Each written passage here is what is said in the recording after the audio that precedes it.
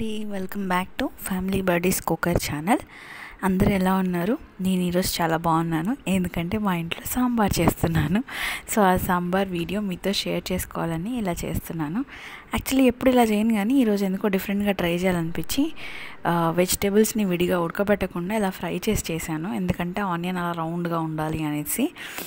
So ఎలా చేసాము, ఈ రెసిపీ ఏంటో చూద్దాము. సో ఫస్ట్ నేను వెల్లుల్లి దంచి పెట్టుకున్నాను, తాలింపు కావాల్సినవి అన్నీ తీసి పెట్టుకున్నాను.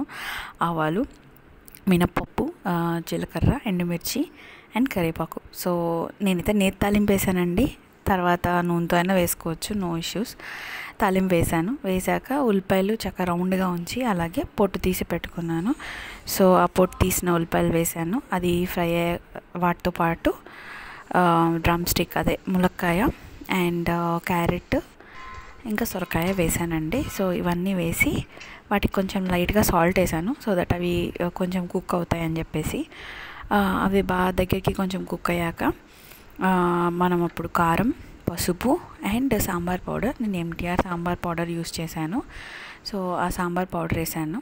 అంతకుమించి దీనిలో ఇంకేం మసాలాస్ లాంటివి వేయలేదండి. చాలామంది గరం మసాలా అవి ఇవి అని వేస్తారు, బట్ నేనైతే ఏం వేయలేదు.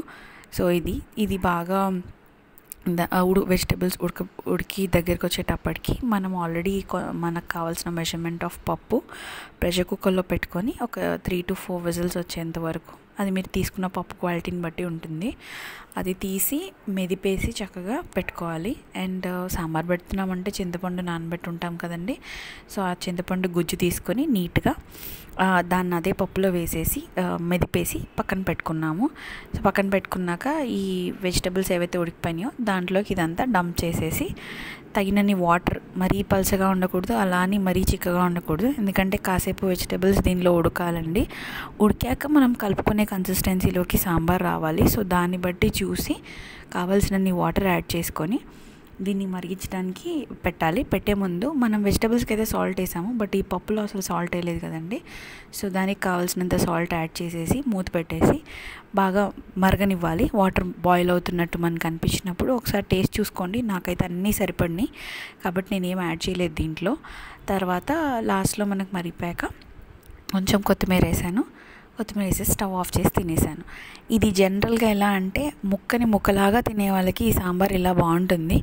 అదర్వైజ్ ఇప్పుడు మా ఇళ్ళలో జనరల్గా ఇది ఈరోజు సర్వ్ చేసి పెట్టినప్పుడు వాళ్ళు ఏమన్నారంటే ముక్కల్లా ఉన్నాయి, నాకు మెరిగితే స్మాష్ అయిపోవాలి, కనపడకూడదు అన్నంలో. లైక్ పిల్లలు అది తినను, సొరకాయ తినను, ఇది తినను అన్న వాళ్ళకైతే ఇది సెట్ అవ్వదు.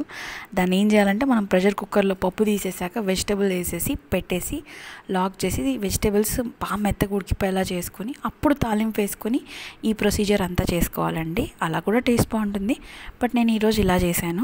ఇదండి ఈ వీడియో. Thank you so much for supporting us. Please like, share and subscribe to our channel అండి. అంతేనండి, బాయ్ ఫర్ నౌ.